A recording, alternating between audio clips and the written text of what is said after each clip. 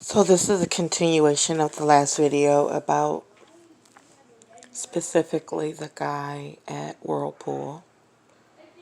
And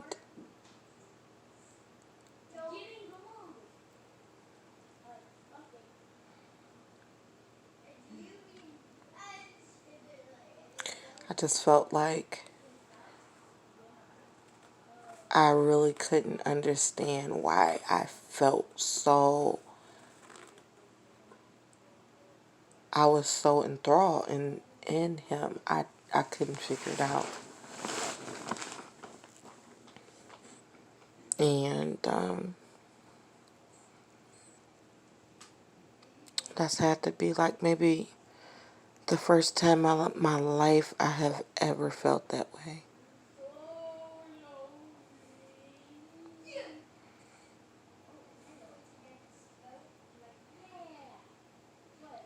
I can remember being at work some nights just like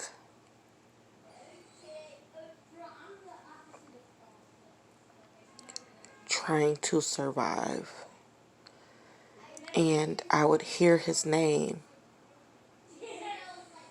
I would hear his name in my head. And I would look up and he would be somewhere near. He would be walking by or just somewhere. I would hear his name and he would be right there.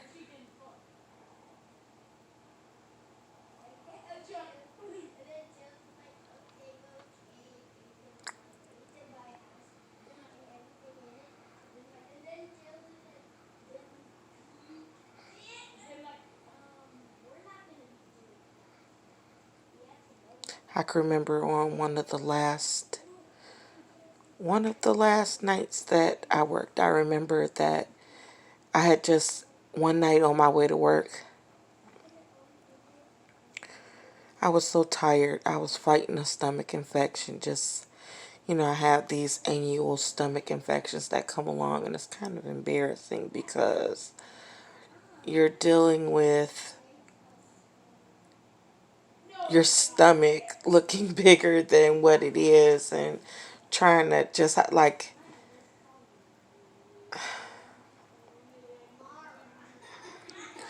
I was dealing with that.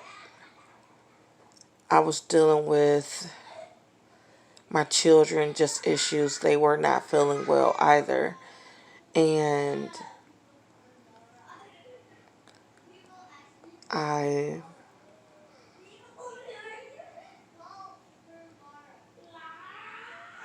remember one night I would have, like, I would try to be okay before I went to work.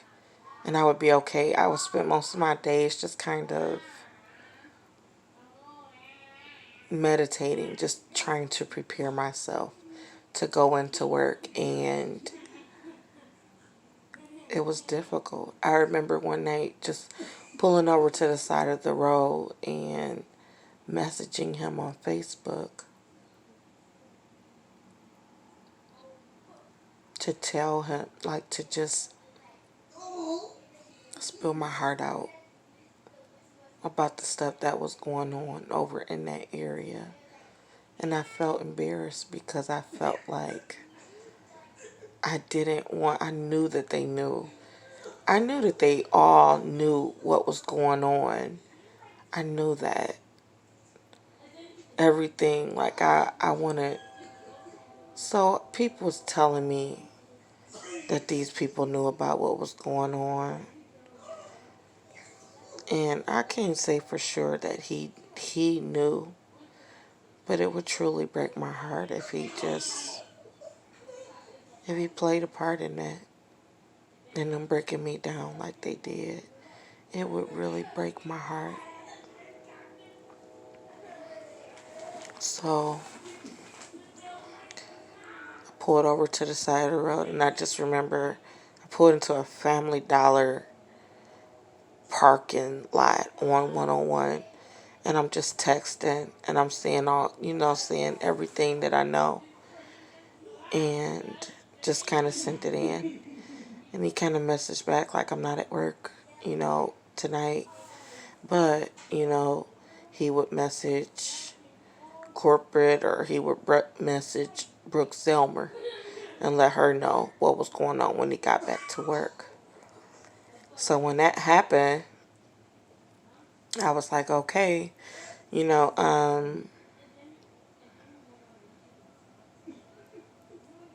I felt a little bit of relief, but I was just so bugged out. I could not go to work that night. I couldn't. I could not go to work. I couldn't even bring myself to drive. Like, I couldn't even continue to drive my way to work. I was just like, I have to go home. I could not go to work. I couldn't. I was so tired. I was so stressed out. I felt like I could barely breathe. I just couldn't do it. And so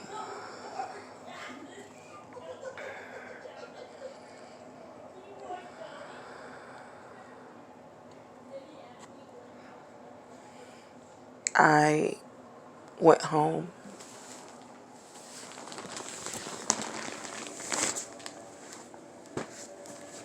And I sat at home.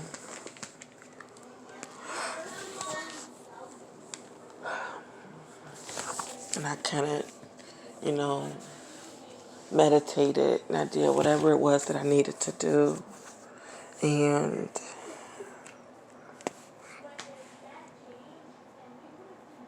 it was so much, but I felt like a bother. I felt like a bore and a bother. And like you love somebody and you're a bore and a bother to them. And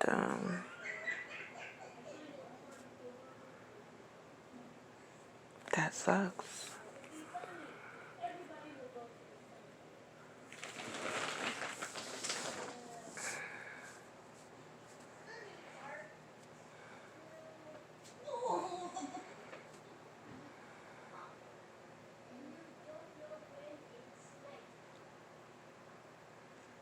So what happens is that, you know, I just tried the best that I could.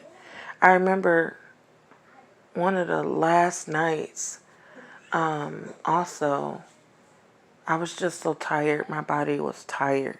I felt like I was crashing. And I was noticing the same thing with my children. And I was going through, I was sick.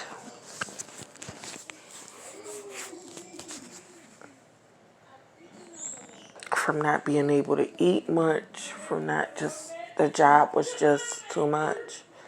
And I can remember one night there was like a pizza party or something like that. And I just felt like I just need to print out the papers and stuff that I needed.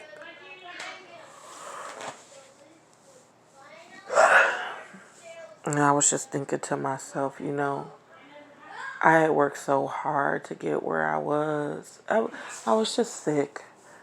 I had worked so hard to get to where I was, and I felt like I was being chopped back down again. I feel like they was just, like I'm just in a place where I'm building everybody up and I'm building everything up. And it just keep getting taken away from me. Like my life is just never my own. So I have to keep just being around people. I have to keep fighting. I have to keep pushing, and I have to just keep moving. I remember that night I was just so tired. I felt so angry and tired at the stuff that was going on. And I went and I just asked for some vacation time. And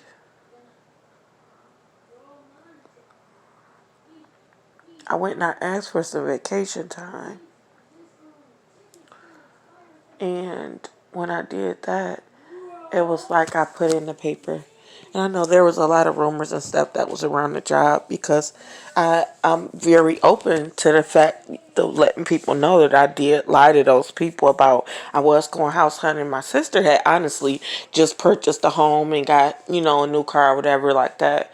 I was going house hunting, or was going to be going house hunting with someone, and I didn't necessarily tell the people from work, yeah, I am going to buy a house for me, or I'm going to look for something for me, because I already knew what was going on. I knew that there was a setup. I knew that there was something that was going on. And I knew that there was some information that they thought that something about a settlement.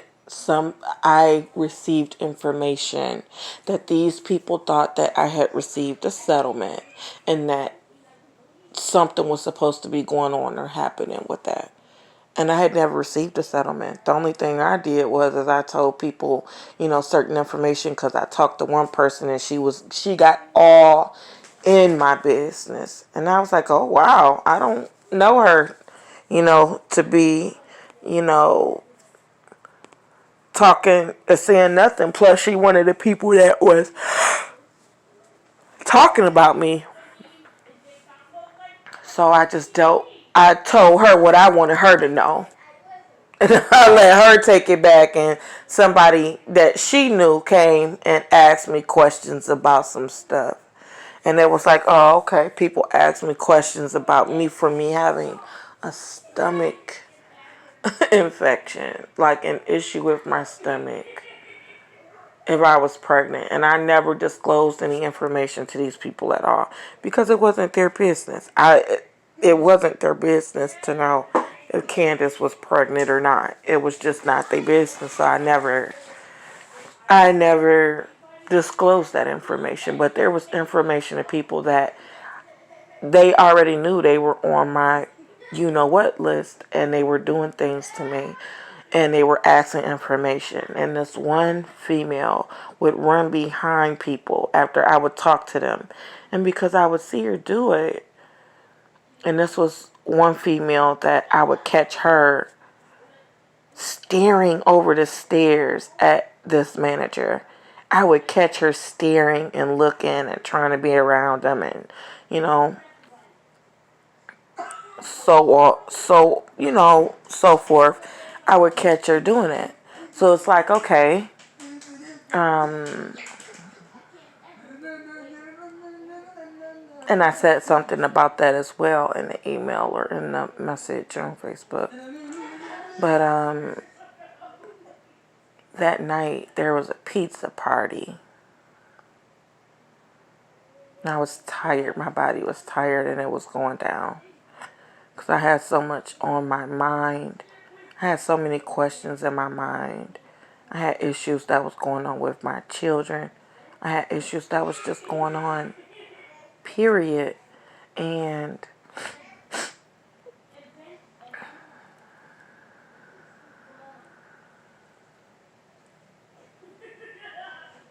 I had issues that was going on, period.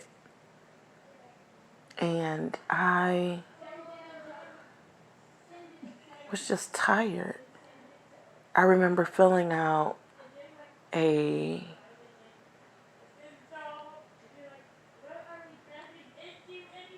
remember even feeling betrayed by him at one point in time. I remember I talked to him, and I just confided. And I put all my faith and my trust in him in that moment, because I was going through something, and I felt like he was the only person that I hadn't went through anything with. And it was weird. And I remember leaving work and getting close to a door, and remembered that I left my water bottle on the counter or on the manager's desk. And I was like, this one chick, her name Devin Failer, she a witch. And, my friends and stuff, they be telling me don't leave stuff or laying around, because, witches, they do what they do, and then it's going to be what it is. But also, outside of the inhaler, but, the bottle of water. So I was like, let me go back and get this bottle of water. Some told me to just go back and get the bottle of water. And at the end of that day, I had seen him. They was all like huddled up talking about something, just him and her. And it was like, oh, wow. Like this, I know they work together. And maybe, I can accept that I could have possibly been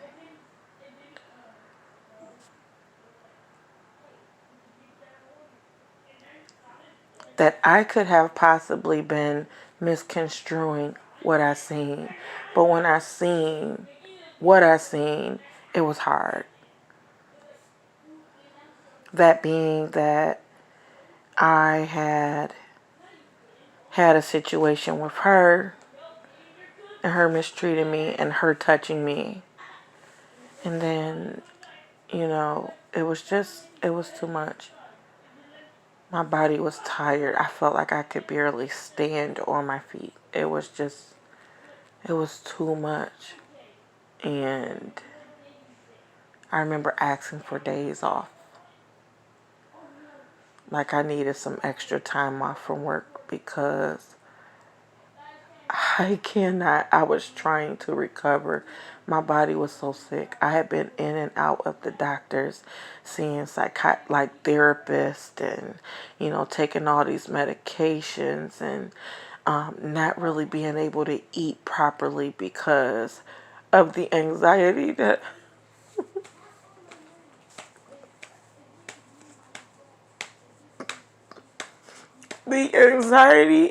and the humiliation that I faced every single day. It was so hard. And I got to a point where I was on the job. I hated going so much that I was in there throwing up blood. My stomach was hurting and I was tired. I was throwing up blood.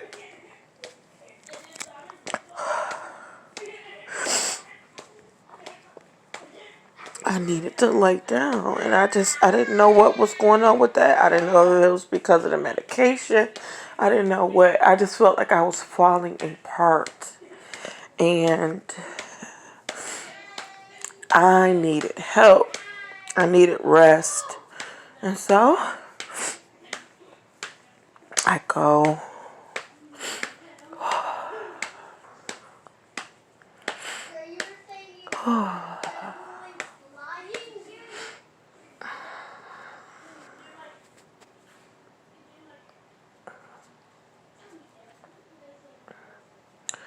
I go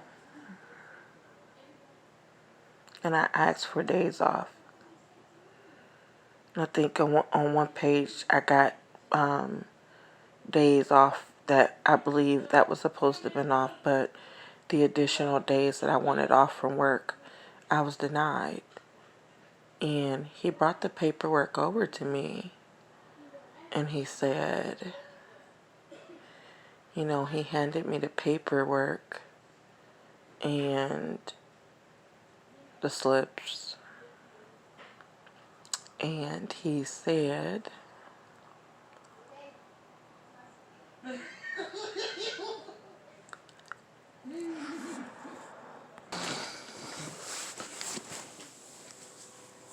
something I can't remember it word for word. But it was something about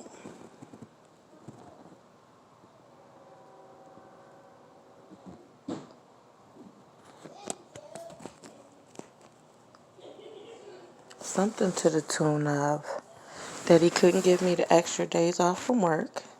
And I just nodded my head like I was just tired. And I felt like you're in my personal space, and with the fact that people talk about me and they say stuff about me, and it's humiliating the all these feelings and stuff that you have, that I'm afraid that he's going to experience or see or feel the way that other people feel or tease me. So I just didn't want to feel humiliated or to see him make any faces or anything like that.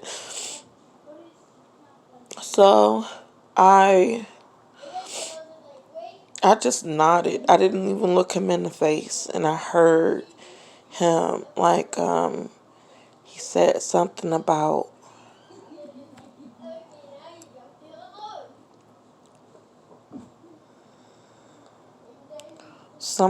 me trying to leave them. I I cannot put my finger on it. I can't. I sit here and I think about that. Like, what does that mean? When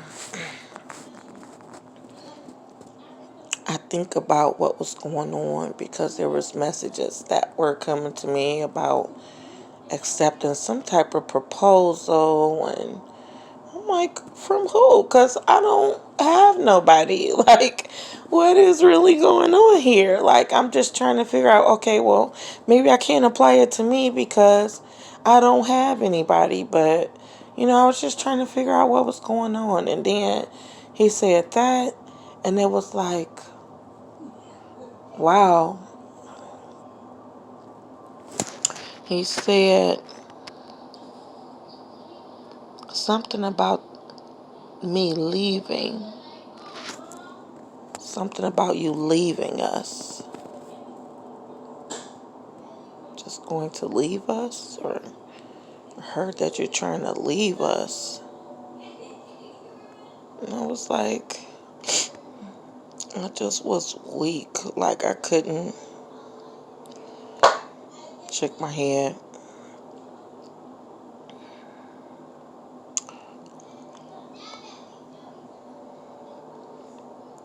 And I believe he walked away. I can't remember anything outside of the, like, you're trying to leave us. And I know that I honestly did not. I kept hearing things I heard from, the line leader at the one point in time that he had said,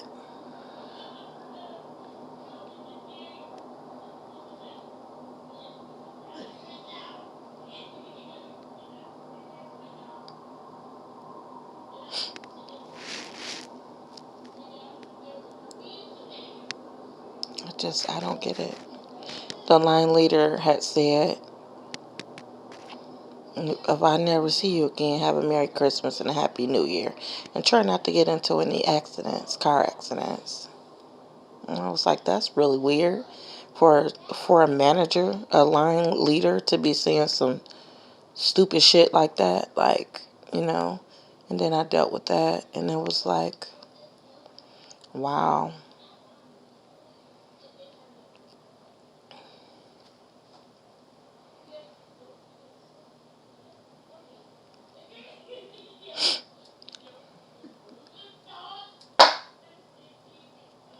I sit here and I think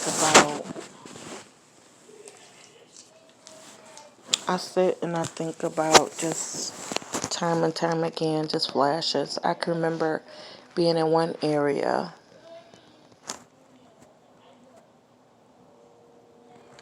and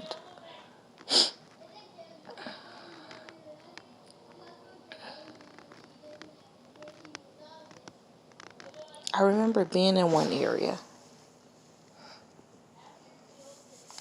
and I was, this was after one night I was working next to Tim, and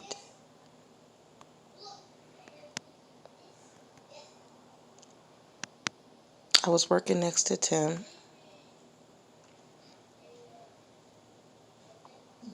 and or no, Tim had came over and sent for me. He said, Greg want to talk to you. And I remember walking over.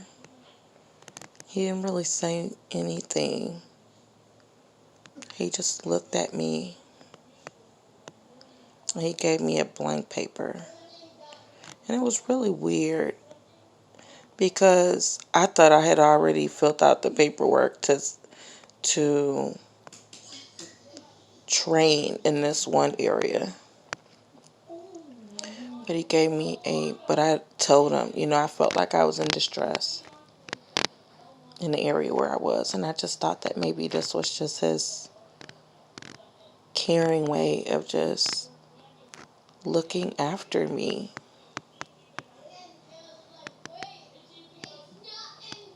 So he had me go over and I signed a blank piece of paper. He just looked me in my eyes and I signed that paper. And I went back.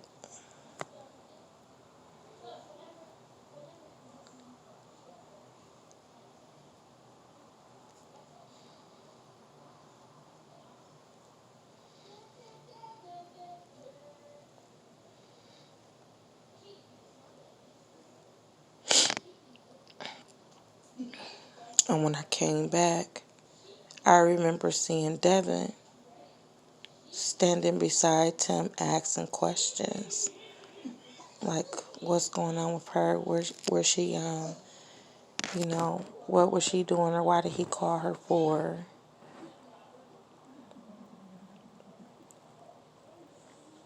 And then I came back to this spot and then they dispersed.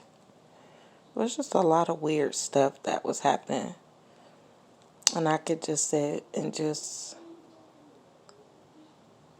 picture in my mind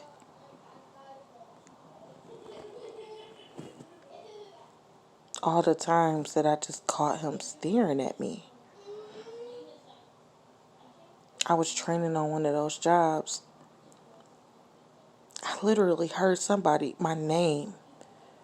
I heard my name like I heard somebody call my name. I heard somebody say Candace. And I looked up. He was standing there. He was standing there.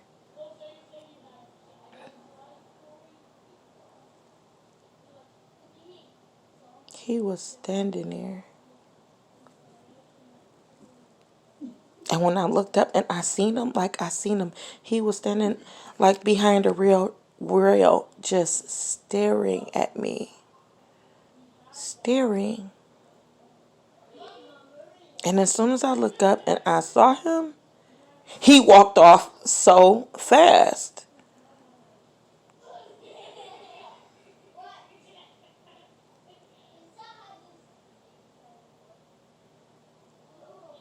He walked off so fast. And that was so weird.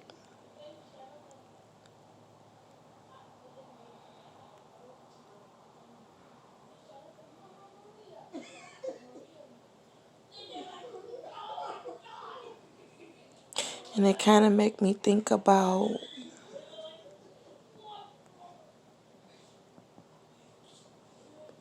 Biden when Biden was sick. And or when he would talk to kids or just kind of the way he's very, like, I don't think that he's any kind of pedophile or anything like that. I hate that people call him that.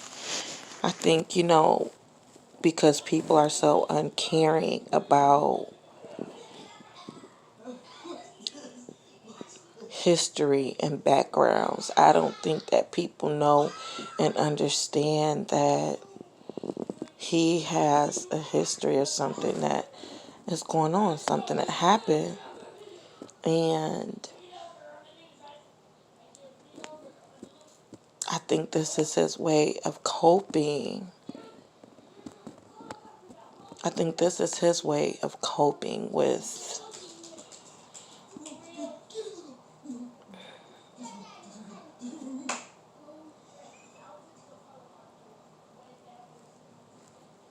it's his way of coping with the loss of his family. And I can feel and understand that. Like,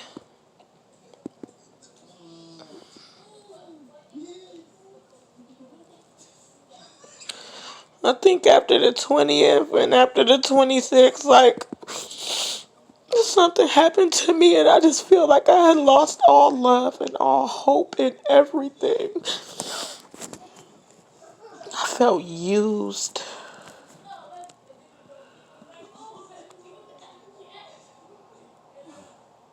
I feel like my heart was broken.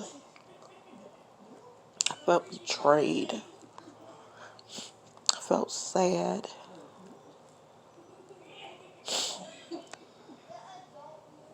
And I'm sitting and I'm trying to put two and two together as to why these people were so horrible to me and how they actually did things to me and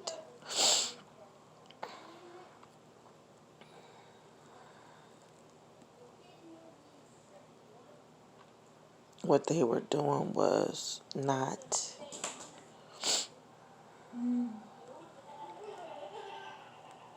punishable at all on that job in that moment. There was people that was coming in from corporate that was just doing some, that was just, they would come in and try to intimidate me, would stand and smile and grin and look around and go back. I felt like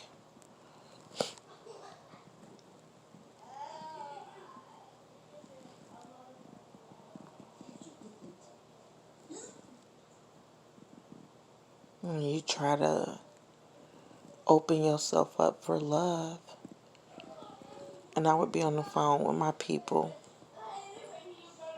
talking to them and telling them, I feel this way about this man on this job. I used to find myself praying for him, praying for her. I, a lot of times I can't even really remember. I can't remember much negative about him.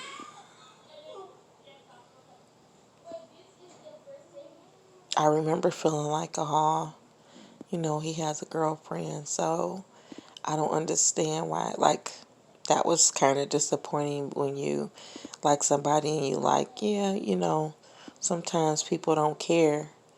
But I just brought myself to a place where I've been celibate for a long time. And it was like, I just want, I would sit and I would look at the person that he was with and I would say, her Facebook, and I was like, she is beautiful, she young, she's smart, and after I have lived my life just trying to catch up to be a tenth of what everybody else around me is doing and becoming, it's just like I'm not winning, and I just wish that I could. Like, you wish that you could have somebody that loves and accepts you, someone that embraces you and care about you.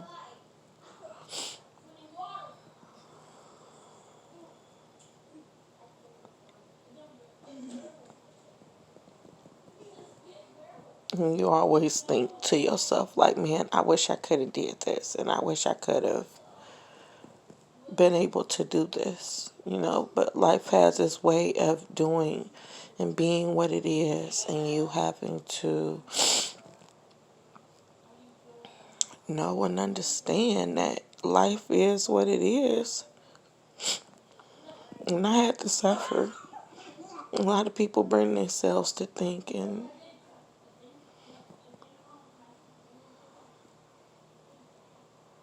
that my life was easy, and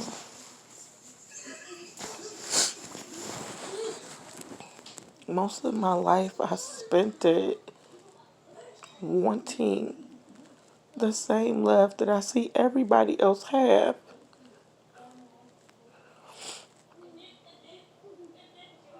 And it always passes me by. It passes me by all the time.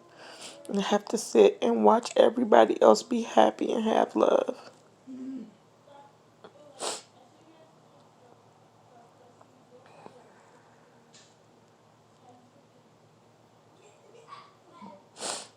me wanting to just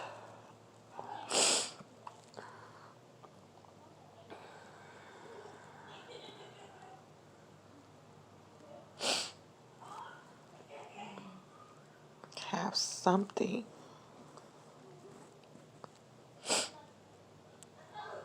that would reflect just the how faithful I have been to people in this life.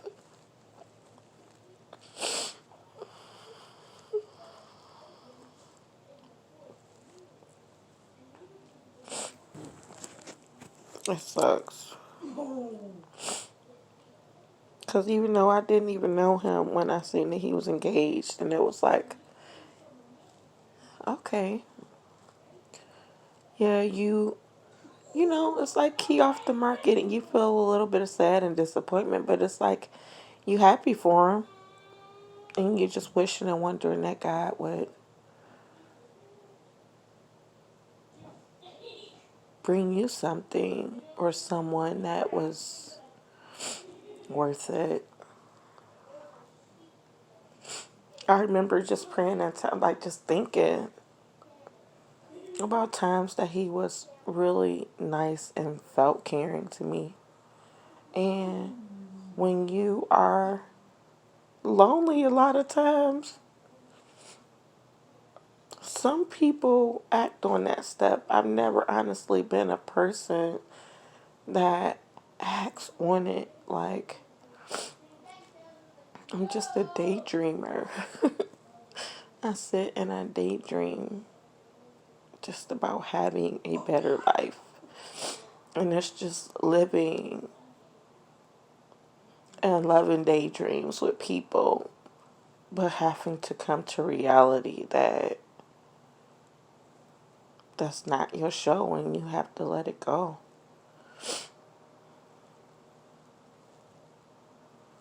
I never felt that way about nobody. And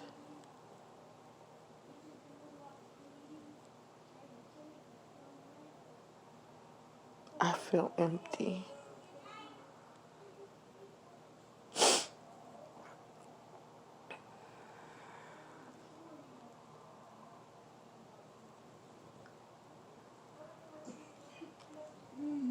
I not only feel empty, I feel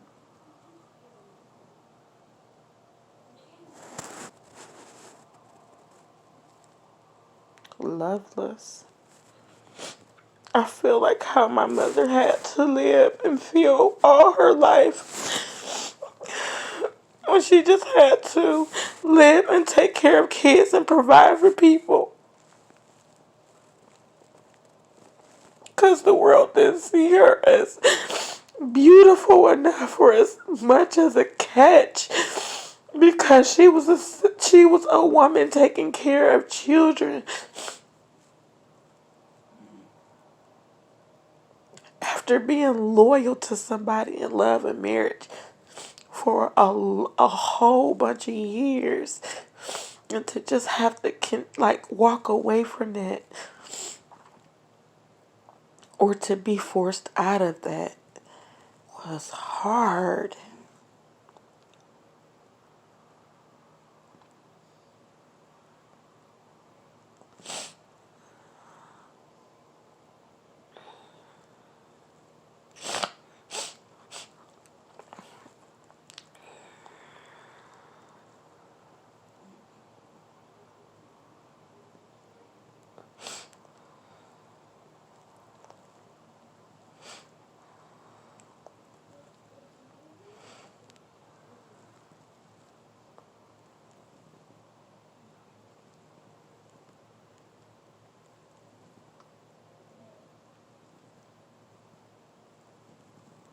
There is a part of me that hurts.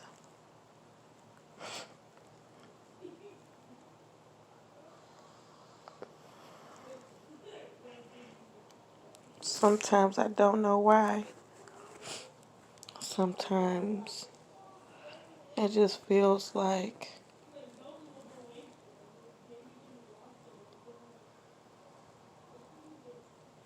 I'm not able to have access in anyone's world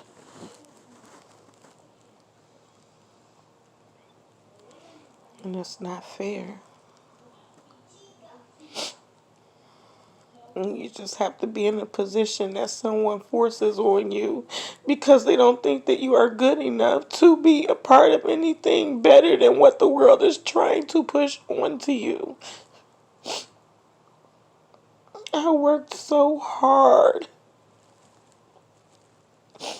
And I loved so hard, and I don't even get to see where it goes.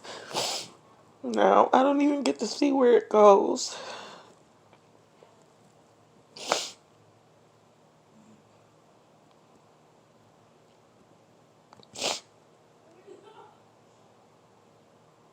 I feel like that whole situation from that work and that job and those people, I feel like they took my love away from me. Everything I worked so hard for over 35 years. I feel like they took my love away from me and then they took it home to love their wives and to love their families with it and left me with nothing. You left me with nothing.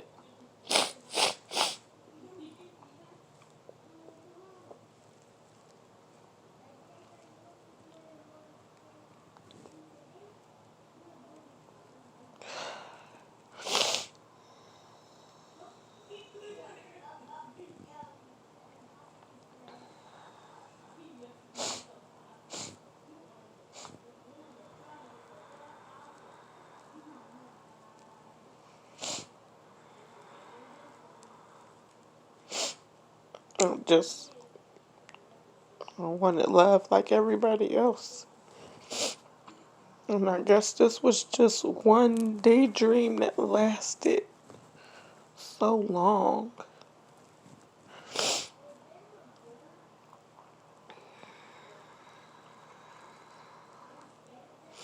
I feel empty.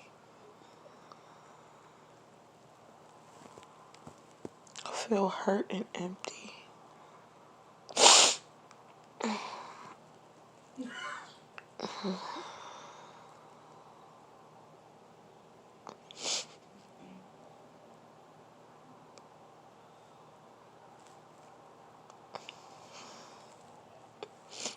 I don't have anything to show for the love that was taken from me at all.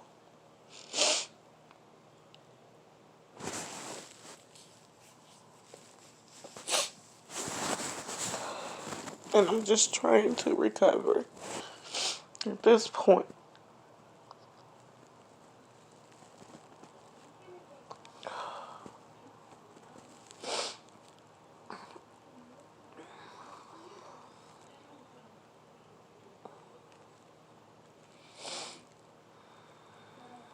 I just pray.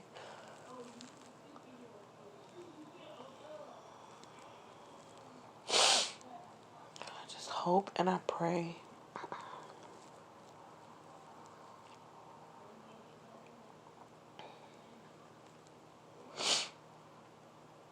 Someone will have enough hope for me.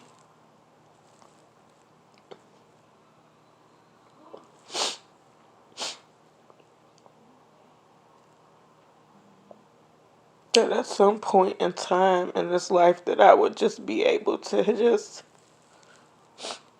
have as much love and care that I put out. So much love and care. And the people would stop trying to feed me, take the best that I have and stop trying to feed me secondhand shit. I